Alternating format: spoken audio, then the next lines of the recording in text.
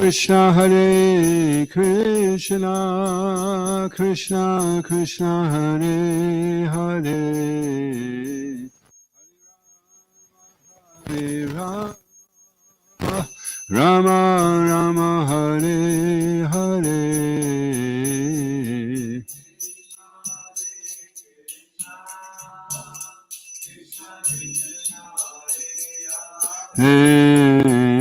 Hare Rama,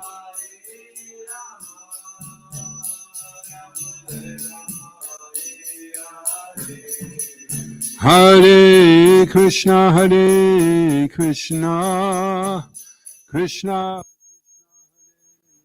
Hare, Hare Rama, Hare Rama, Rama Rama, Hare Hare.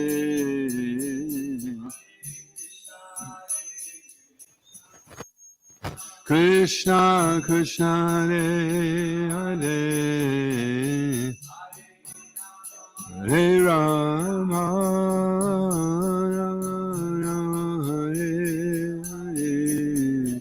Jaya Kodanitai Maya Poshashi, Kodanitai Maya Poshashi.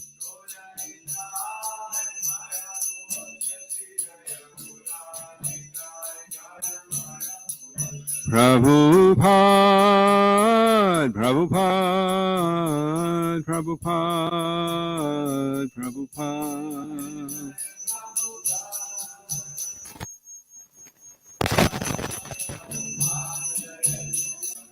Jaya Gurudev, Gurudev, Gurudev, Gurudev.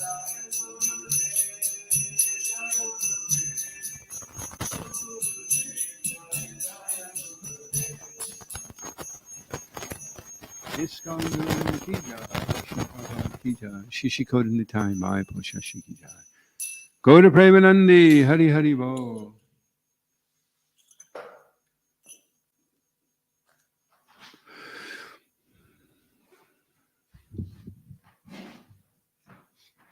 Thank you.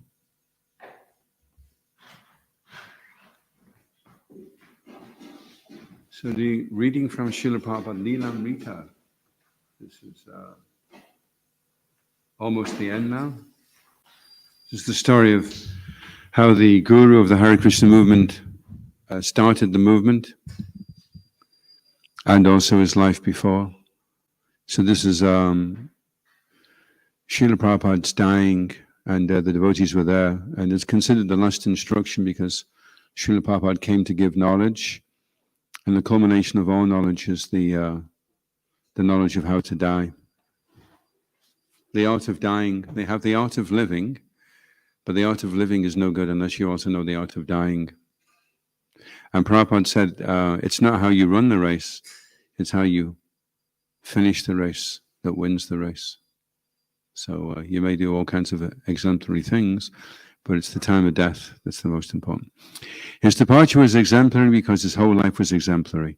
His departure marked the completion of a lifetime of pure devotional service to Krishna.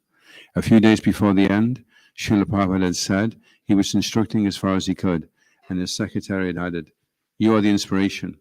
"Yes," Srila Prabhupada replied, "that I shall do to the last breathing."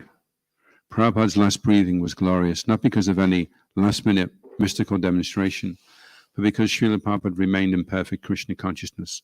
Like grandfather Bhishmadev, he remained completely collected and noble and grave, teaching until the end.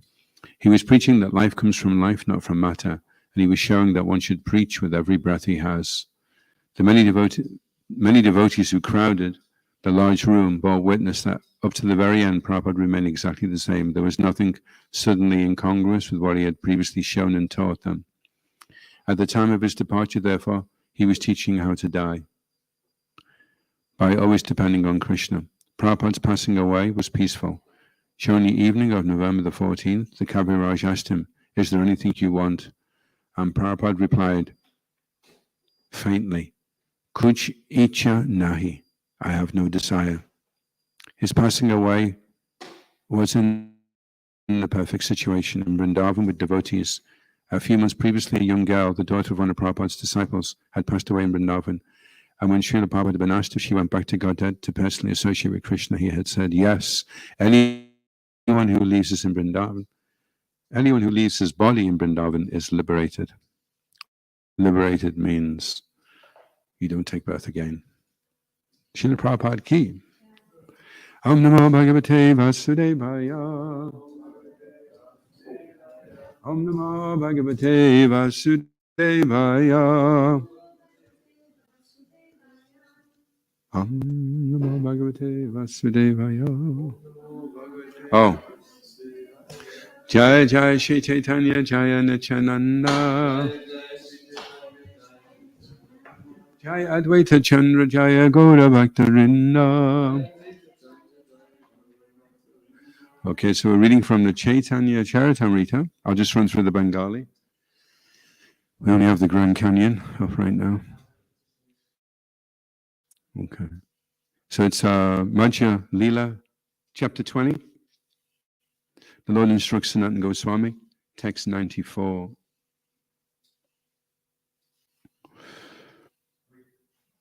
'93.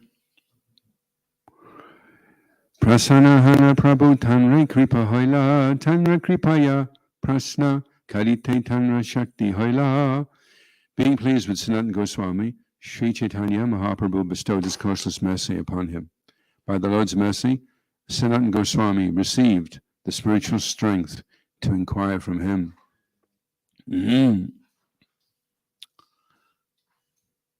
Purveyachi Rayapase Prabhu Prasna Kaila Tanra Shakti Ramananda Tanra Uttara Dila Ihan Prabhora Shakti Prasna Kari Sanatana Apane Mahabru Kari Tapha Nirupana.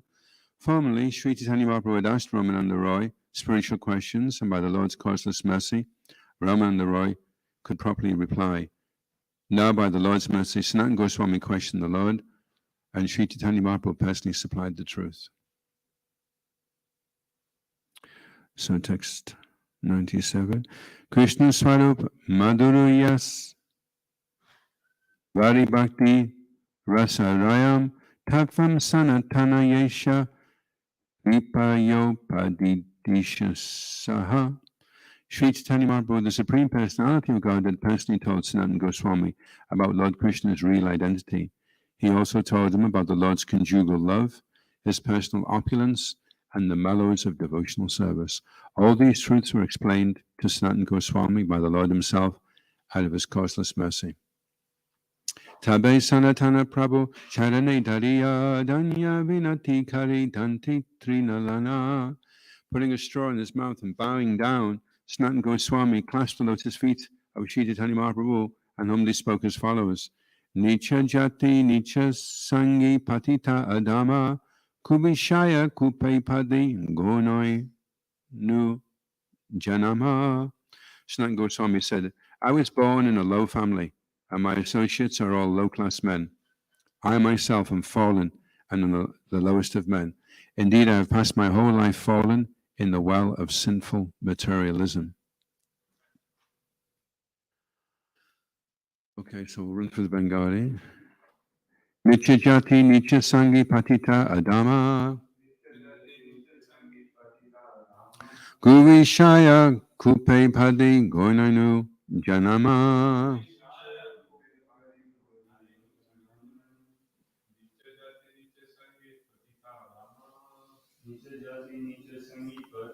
Adama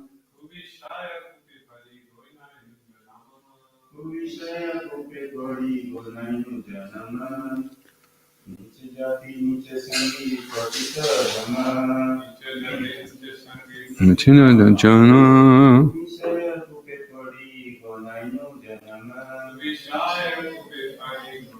Janama.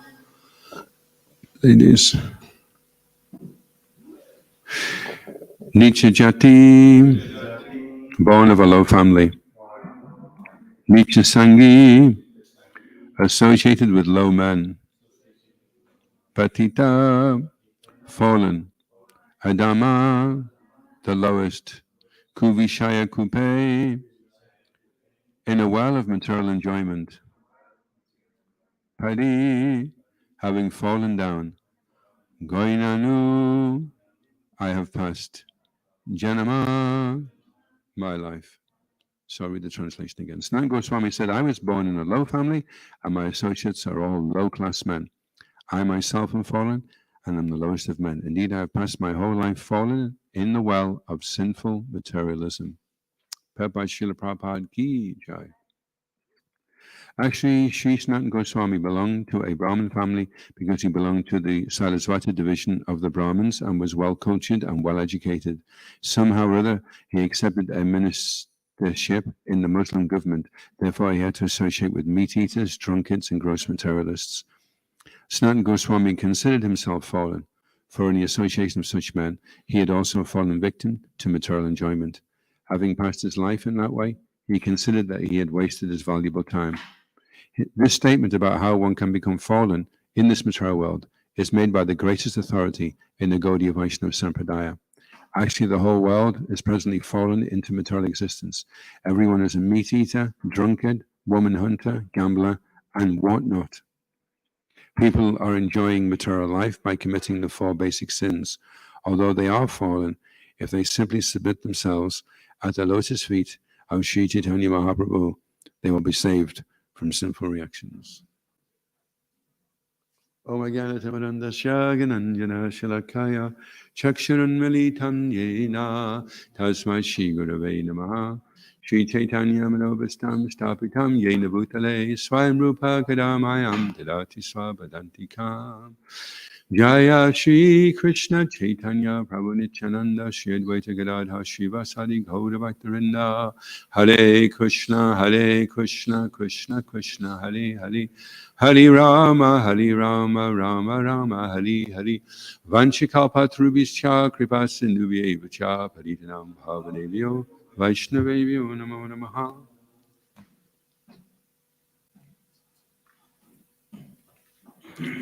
So Sanatana Goswami, or Srila Prabhupada makes the point at the end of the purport that he's the head of our Sampradaya, Sanatana Goswami. He's the spiritual master of Rupa Goswami, and we're followers of Rupa Goswami, Rupanugas, so very elevated. And at the same time, he considers himself very unqualified and very fallen. So that's the combination for a devotee is the devotee is very competent, but at the same time he's very humble, which is a very unusual combination. Generally, if a person's humble, he's humble because he's useless at everything, and therefore he feels diminished in the presence of others. But to be better than everybody else and to consider yourself worse than everybody else is very unusual. It's very, very rare that you'll see that take place, you know. So that's the example. And it's one of the symptoms of pure devotional service is a person can be very competent and very expert, but he feels himself very unqualified.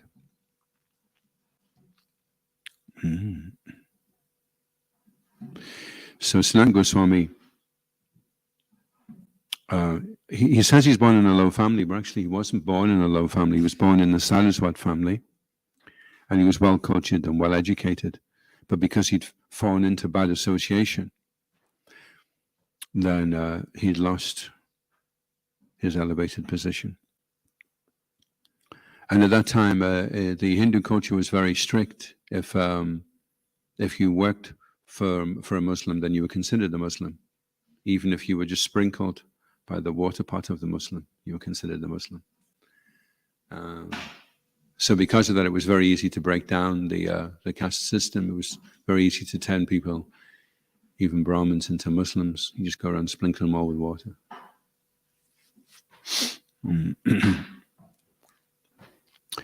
So Srila Prabhupada is saying that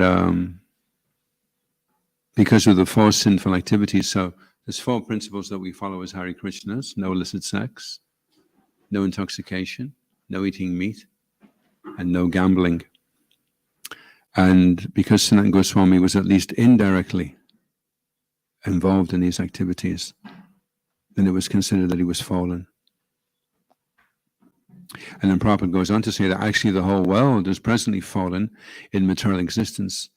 Everyone is a meat eater, a drunkard, a woman hunter, and a gambler, and a whatnot.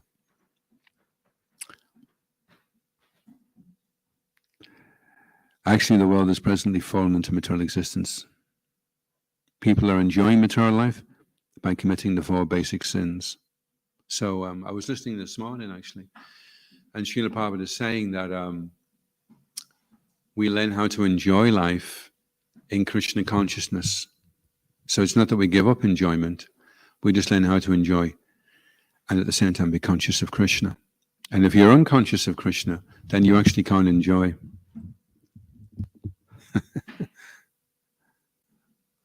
So somebody could challenge that.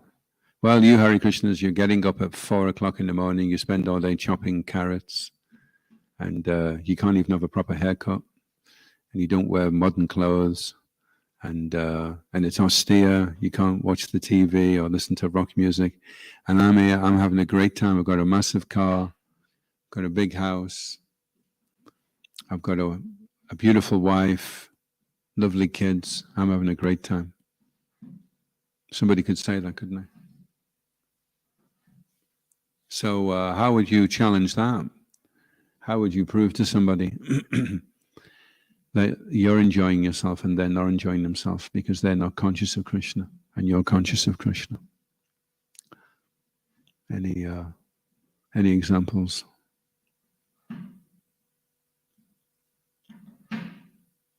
Just like, well, one simple principle we follow is we don't eat meat. So somebody could be there saying, I'm enjoying myself, I'm eating this meat, I'm having a great time. And you're just eating tofu and carrots. Well, actually, we have quite a lot of things, really, because I just cooked this morning. And we've had a load of ahimsa milk donated, so I made curd from it last night. And so there'll be a subji, small subji with curd in this morning. Haribo. So somebody could say, well, I'm enjoying myself by eating this. And we say, well, we're enjoying ourselves by eating this. And when we're eating this, we're thinking, how wonderful is the cow? How wonderful is Krishna? And all you're thinking when you're eating the meat is how wonderful you are, which is not very wonderful. And at the same time, you're doing a very cruel thing. So what type of enjoyment is that? Enjoying the suffering of others. Can we really consider that enjoyment? The exploitation of others.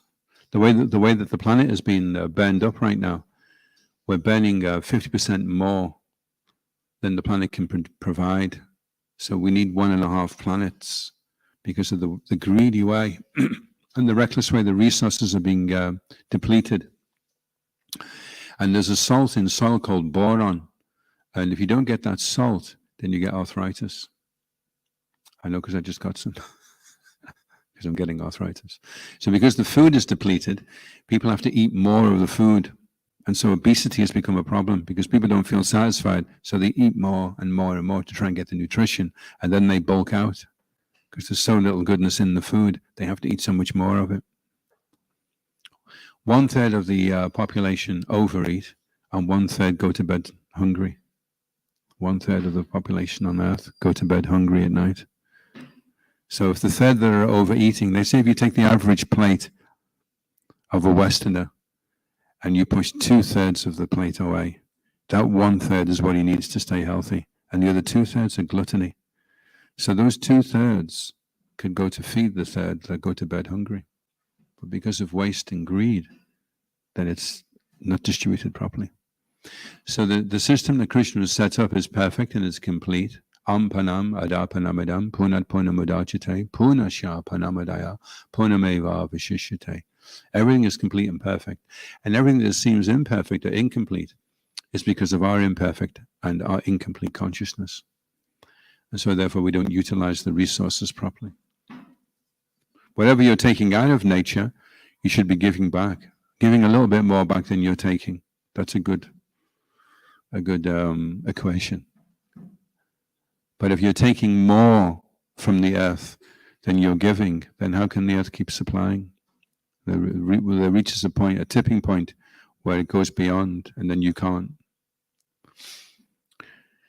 And you know the plastic bags that people get, that once they've done their shopping, they have all these plastic bags and they throw them away, and then all the plastics get thrown into the sea, and then all the plastic bags accumulate into this big mass, which is about the size of France, and it all collects by the way the water goes. There's a southern part of the earth and the oceans, and all this massive plastic bags have gathered, and it's affected the whole ecology, because the sunlight can't get through the water, so there's all these weird and wonderful things hanging around underneath in the sea as a byproduct of imperfect and incomplete consciousness. So that's how it manifests. Eventually the environment becomes affected by the consciousness. So if a person is Krishna conscious, he lives in a clean, simple situation. His food is healthy and nutritious. It's karma free. And everything about his life is auspicious. He's doing good for others. He's helping. He's putting more in than he's taking out. And he's developing very elevated qualities at the same time. Eating meat destroys mercy. Illicit sex destroys cleanliness. Intoxication destroys austerity. And gambling destroys truthfulness. And truthfulness, mercy, austerity, and cleanliness are the foundation of having a happy and good life. If you're living in a smelly, filthy situation, then you can't be happy. And if you're lying and deceitful, then you can't be happy. If you have no mercy, if you're cruel and vindictive, then you can't be happy. No mercy, no truthfulness, and austerity. If you can't tolerate the slightest thing, the slightest thing, and I was in one of my things that I do, apart from cooking, is I go around fundraising. I go around businesses, asking people for donations to help us with our eco farm. And one of the businesses I went to, the man makes fabricated houses, sheds and things like that. And some lady had just rang up, and he put the phone down, and he said, you know what? He's from London, He said, you know what? She's talking about stress. She says she's stressed out. The shed should have came yesterday, and she's stressed out. He says, I'll tell you what stress is, mate. Do you want to know what stress is? I was on a submarine in the Second World War, and it got punctured by a torpedo, and one of his cab members had got caught, and all the steam was going onto his leg, So he grabbed him and went to pull him away from the steam, but because his leg had got cooked, then the whole calf muscle came off in his hand, And he goes, now that's stress. That's what you call stress. Not getting your shed a day later, He says, that's stress. So because people have lost the ability to be austere, then the slightest little inconvenience, they make some plan and it doesn't quite work out, and I can't cope. Go and get some antidepressants for me. It's all too much. So it should actually be that the educational system should be producing kids that don't feel entitled, but that want to contribute, want to take an active, participate, and take the initiative. Real intelligence is the ability to take the initiative, to see something's wrong, and then rather than think, look at that, someone's dropped a paper bag on the floor there, isn't that terrible? And everybody walks past. Well, pick it up and put it in the bin then. If you see something wrong, do something. Take the initiative. We take initiation. When we become devotees, we find a spiritual master, we listen to him, we inquire from him, and if we develop sufficient faith, then we take initiation from him. And initiation means you become his disciple, you become disciplined by his instruction. So to take initiation, you have to take the initiative. And then after initiation means something starts. So once you initiate something, it means the process begins. It doesn't end when you get initiation. It starts when you get initiation. And the first part of the process is the cleansing. The impurities come up. We realize we're not as advanced as we thought we were. Any questions or comments? Yes. Western society, austerity is something to do with tax and cuts and things and all. Could you kindly a bit explain what austerity means to that? Yeah, austerity doesn't mean getting less money, although that may make things more austere for you, but not necessarily. So austerity is when you when you take on voluntarily some inconvenience, like when you have to rise at 4 in the morning, it's austere. Who wants to get up at 4 o'clock in the morning? Once you get up, it's great because you got so much time to do meditation and things. But when you're lying there in bed and the alarm clock goes off and you realize it's 4 o'clock, then to pull yourself out of that. Now, interestingly enough, that is the crucial austerity of all the austerities you may perform after that. Like once you get up, another austerity is you come and you sing, which is not such an austerity, and then you chant Hare Krishna on beads for 2 hours, which is austere when you're not used to controlling your mind. And then you listen to philosophy in class, and then you do some service. So it's kind of austere. And then you avoid the 4 sinful activities. You don't have any meat that day, which is not such an austerity really. No illicit sex. You don't gamble. You don't put anything on the lottery, and you don't take any intoxication. So, to some degree, austere. But if you can get up at 4 in the morning, all the other austerities are very easy. But if you sleep in and you don't get up until 11 o'clock, then you've missed your meditation. You've missed your philosophy. You haven't bathed, and then you're going to try and go about the rest of the day. Everything's going to be much more difficult for you because you've not prepared yourself. You've not put up your psychic shields to deflect the temptations and influences of the material world. And then let's take it back before 4 o'clock. So the real austerity is, what are you doing with yourself at 8 p.m.? 8 p.m., 9 p.m. What are you doing with yourself at that time? If you decide you're going to be austere, then you'll go to bed. And then you can rise early, and then you can do so many things. But if you decide, I'm going to watch this great film, and then I'm going to do something else, I'm going to go and play with my drone, and then I'm going to go and, like, we've just stayed at a friend's house, and you know these games you put on your head, virtual reality? And you look around, it looks like a massive room. It's about the size of this temple room. And then there's these cubes coming at you. And then you look down, you've got these 2 sabers, a red one and a blue one. And if it's a red cube, you cut it with that one. If it's a blue cube, you cut it with that one. And then they're coming at you, and you could be there for hours, you know. What a total waste of time. Absolute. It's like eating candy floss. It looks like it's going to be something substantial, but in the end, there's nothing actually that nourishes you, you know.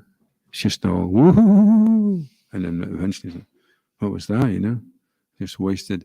And then you're going to have to get up late because you've been doing that since till midnight, and then you have to go to bed, and then you're going to try and get up, and then everything's going to be compromised. So the real austerity is going to bed early. It's funny because when I was a kid, my mum used to force me to go to bed at 8 o'clock. And I used to think, I can't wait till I'm a grown up. I'll be able to stay up really late. But actually, it's good. So, is that an austerity? Well, I suppose if you made it a law, you know, people will be have to do 6 months in prison if they're found out of bed after 8 o'clock. You know, people would be so fried, right? Most people, because that's when the fun starts. You've done all the work. You've got this time to yourself. You haven't got to go back to your work till 9 o'clock tomorrow. Now this is your time. Now you're going to enjoy yourself and do all kinds of things. So that's the austerity. You're prepared to sacrifice all that entertainment and stimulation and gratification of the senses and go to bed early.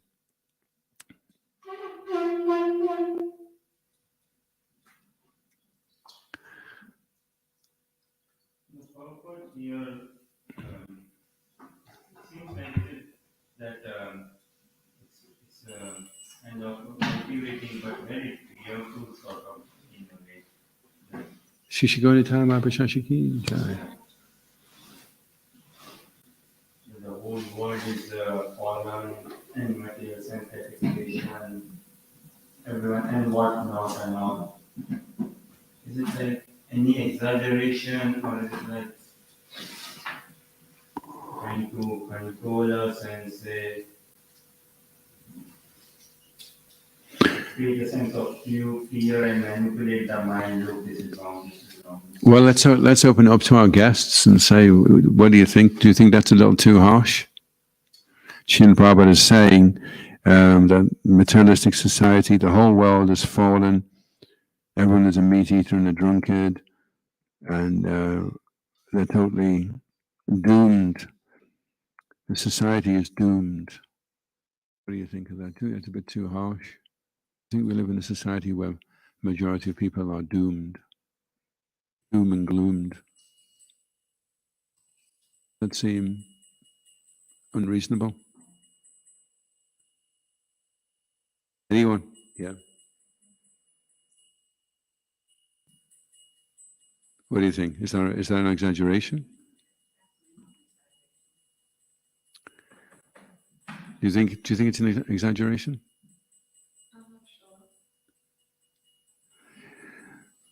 I mean, myself, when I was a kid, I had a kind of sneaking suspicion that things weren't really going right in society. And I remember I was sitting at school. I was 5 years old, and I was looking around. I was trying to learn ABC 1, 2, 3. And I was thinking, this is going to take ages, absolutely years to get this, learn how to spell, you know. And I was looking around the classroom, and I was thinking, we're all having to do this. We're all being programmed. And it kind of made me feel uneasy that other people that are in power, do they really have our best intentions at heart? So I was a bit suspicious. Was anybody else a bit suspicious?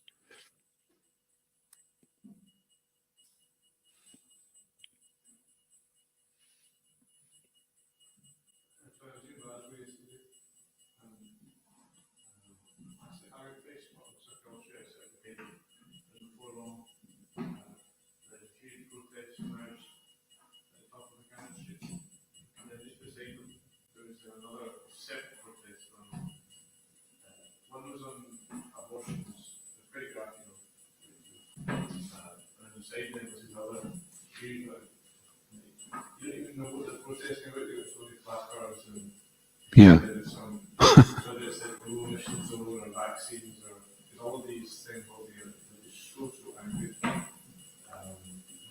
Yeah.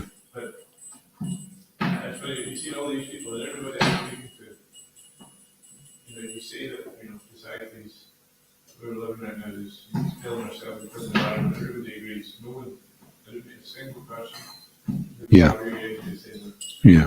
The way that we're living. When people seem okay with it, say, yeah, where we're living is terrible. We're so much materialism, and they've got their hands full of big shopping bags. Yeah. Yeah. They don't do anything about it, but it's not a controversial stance. Yeah. Yeah, so it kind of misses the point. I mean, people know things are wrong, and they'll maybe go on a march against it, and then that makes them feel like they're okay then. Like, I've done my bit. I passed out a few magazines about communism, or I've passed out a few magazines about Palestine, or I've sold a few bracelets, and therefore I've done my bit. Then everybody can ease their conscience and think, well, at least I did my bit, Meanwhile, the corporates have still got all the money, all the control, and they're still dictating to us what we should be doing, Yeah, good point, yeah. And so how to make a difference? How are we going to make a difference in society? If we think society is wrong, because first of all, we have to become aware that there is something wrong. There's 60 million abortions a year. That doesn't sound good. And then there's 300 billion animals killed every year. That doesn't sound good. We're losing 10 species a week. 10 species are going extinct a week. We're losing forest the size of Wales, rainforest the size of Wales every week. That doesn't sound good. How can we continue on and be sustainable at the same time? It's not going to happen. We're in a process of self-destructing, And human being, we understand, okay, it's like causing suffering to someone like that and other things environment. Like just on abortion, so a lady who goes to abortion, isn't she matured enough, and is it not her kind of given her right, she may want to have that child and may not want to have that child. Yeah, you could say that, but just like the woman has rights, so the child has rights. And if you say, well, it's not alive just yet, so if something's growing, if you have a seed and you put it in the ground and it's only grown 2 inches, and you say it's not alive just yet, when it's 3 inches, it's alive, or when it's 2 inches, it's not alive. If it's growing, it's alive. So if it's alive, then it has rights, just like you have rights. The living entity has rights. And even if we accept, okay, so it's your right to do that, you can just refer to it as tissue. Still, why is it that the suicide rate is so high? In Russia, the abortion is the main form of contraception. Suicide is very, very high. There's a song, is this what you wanted? To live in a house that is haunted by the ghost of you and me. Is this what you wanted? To live in a house that is haunted by the ghost of you and me. It's referring to abortion, because how do you just carry on as normal after that?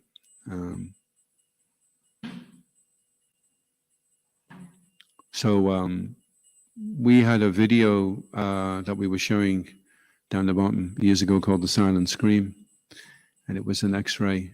You can see what's happening in the womb while it's being aborted, and this baby was being, and it goes like that because you can't hear it, so it's called The Silent Scream. But the person who did it, he performed about 3,000, and then he realized what was actually going on, and then he was really anti it after that, and he had a whole huge thing in America against it, you know. So the real problem is ignorance.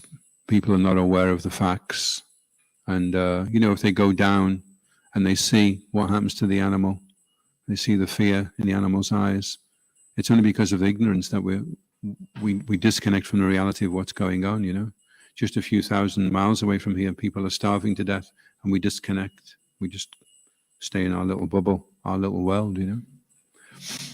So it's interesting that Krishna is explaining what are the actual symptoms of knowledge. So knowledge is not just the ability to regurgitate dates and chemical compounds, but it's the ability to have compassion and being sensitive to the suffering of others, humility, pridelessness, the perception of the evil of the repetition of birth and death. These are all symptoms of knowledge. And wherever else there may be is ignorance. So we're ignoring the fact that there's a God and we have a relationship with him. And we're also ignoring the fact that living entities have a right to live. All living entities have a right to live. So this is all ignorance. We're ignoring the facts. But the wonderful thing about the truth is self-evident. You don't have to learn truth. You just have to become aware of truth, because we're all part and parcel of truth. We're all made up of truth. So when you see the truth, you recognize it. It's self-evident.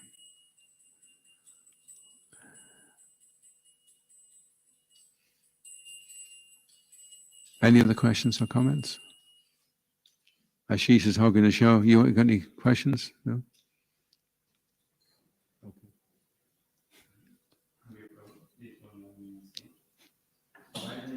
Why then not you, Hare Krishnas, go out and do something about, say, abortion or this animal killing or deforestation and all? Because why is it not seen that Hare Krishnas, they just go out and they're protesting in the streets, Hare Krishna, they just chant and they go and they hold some festivals. Why don't they do something like others are doing, putting placards against corporates and things? Isn't that more active way of bringing a change in the society? Well, if it's confrontational, if you challenge somebody and you say you are wrong, this is bad, you are bad because this is bad and you are wrong, it's confrontational. And then the person's ego gets involved and he's like, how can I admit that I'm wrong like this and my whole world is wrong?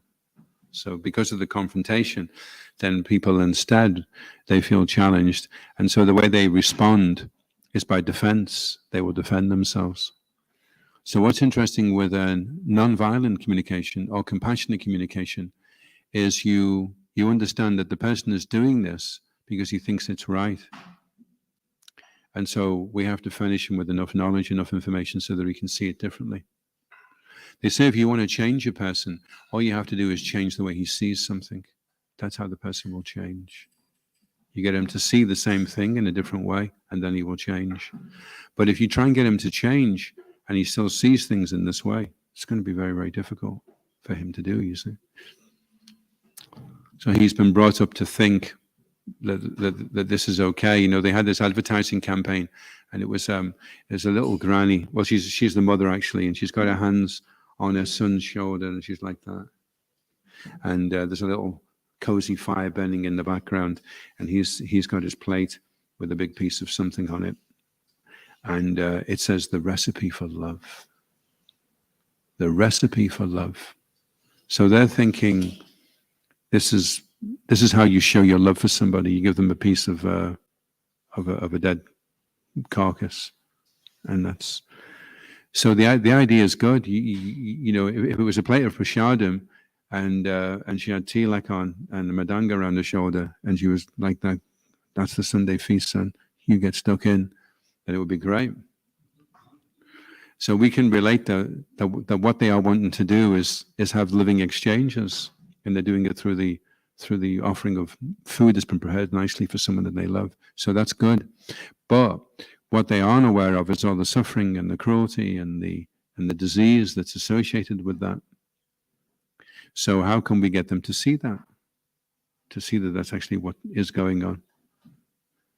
And then we can see, well, they're really not such bad people. They're just innocent, and they just don't have enough information to see things differently. You know, we're lucky that we've been given enough knowledge and information that now we can see things differently than other people. You know,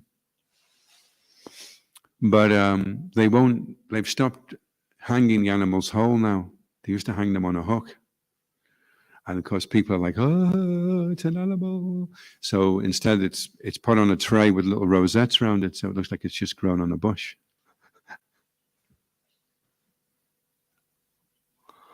So the reality, they're being disassociated from the reality. When they do the McDonald's adverts, they have what's called a hamburger patch, and it's these hamburgers, and they're growing like flowers. You know, oh look, we found a hamburger patch, and then they pull all the hamburgers off and they eat them, you know. So it gets the kids thinking that they're just growing, not that something's been killed, you know. So it disassociates the reality of what's going on. So how to get people to see things more realistically? Do they see things in the mode of ignorance? Do they see things in the mode of passion? Mode of passion is, well, it tastes good, and I don't care where it comes from, and I don't care that it's got chemicals in it, as long as it tastes good. That's mode of passion. And then mode of goodness, did you get this from a sustainable forest? Is it organic? Is there any aspartame in it? Because aspartame gives you brain cancer, you know. So you're fully aware of all the facts. That's mode of goodness. So to come to the mode of goodness, that takes training, and it doesn't happen immediately. You can't just go up to somebody and immediately say, you're in the mode of ignorance, and you should be in the mode of goodness, you rascal. It's like, you know, it's going to take time, you know, to slowly cleanse them and purify them and bring them to the mode of goodness. They're a work in progress.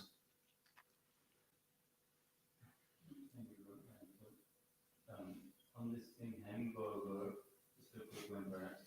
So born and raised in India, I somewhat understand how burger. It's only when I think that you say hamburger.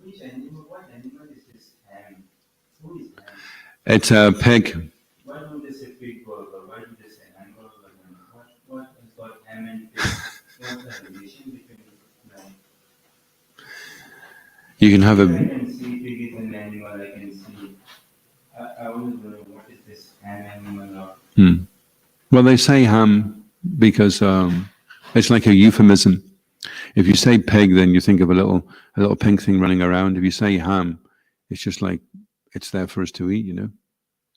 So again, it disassociates from what it really is. Like when Adolf Hitler was gassing the Jews, he called it mass pacification. Mass pacification, a euphemism to make it sound like it's okay, you know. So in that way, people are tricked into thinking everything's okay. And Srila Prabhupada said he saw an advertisement that was somebody smoking, and they were saying, have a cool. It was one of these ones that had a menthol thing on it, and they were saying by smoking this, it'll have a cooling effect. And Prabhupada was laughing. He was saying, it is smoke from fire. How can smoke from fire have a cooling effect? It's just cheating people, you know. And when they first brought cigarettes out, they were even telling people it's good for you. They were saying by smoking this, it'll help you with your breathing, you know. So everybody was smoking fags, thinking it was going to be good for them, you know.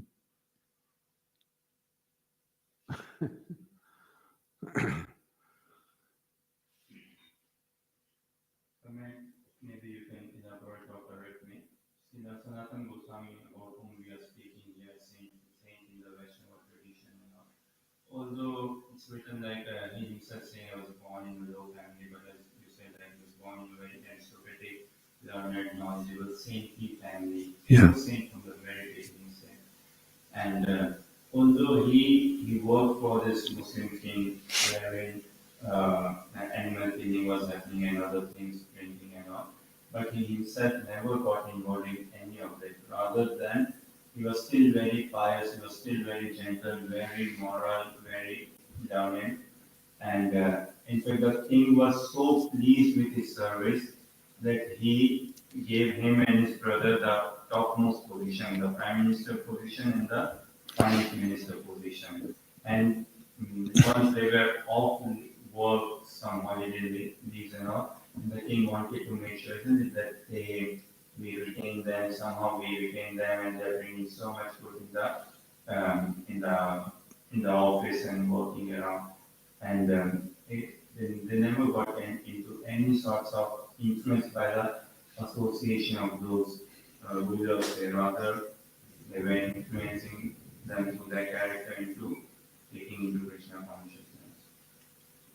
Well, at that time, the caste system was very strict. If you ate at the house of a meat eater, even if you didn't eat meat, it was considered contaminated.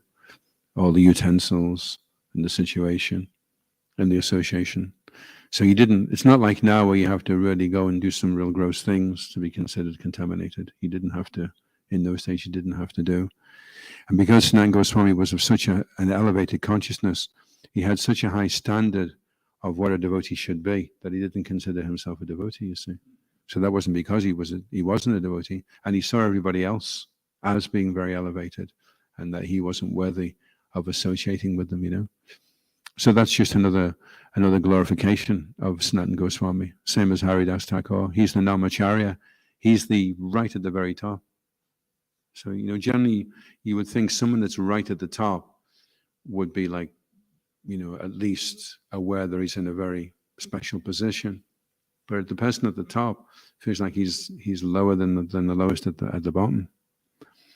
So that's what actual spiritual consciousness is like. There's no prestige, there's no sense of importance or value, and that's what we're trying to embrace. And it isn't actually.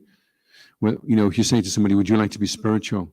They'd say, "Yeah, I want to be spiritual," but they don't understand really that being spiritual means all the false ego is destroyed. You know, any sense of being better than anybody else is destroyed, and feeling like that is austere. It's considered one of the greatest austerities is to be humble. It's very against the way we've been trained and conditioned. Our default is to try and put somebody else down so that we can be higher than them, at least, you know. At least I want to get I've got a better car than you.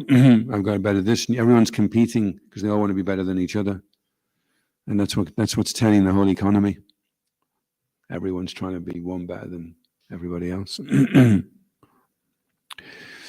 Okay, so I'll finish there. ISKCON Guruvinda ki, Srila Prabhupada ki, Gaur Premanandi, Haribol. All of you ki jai.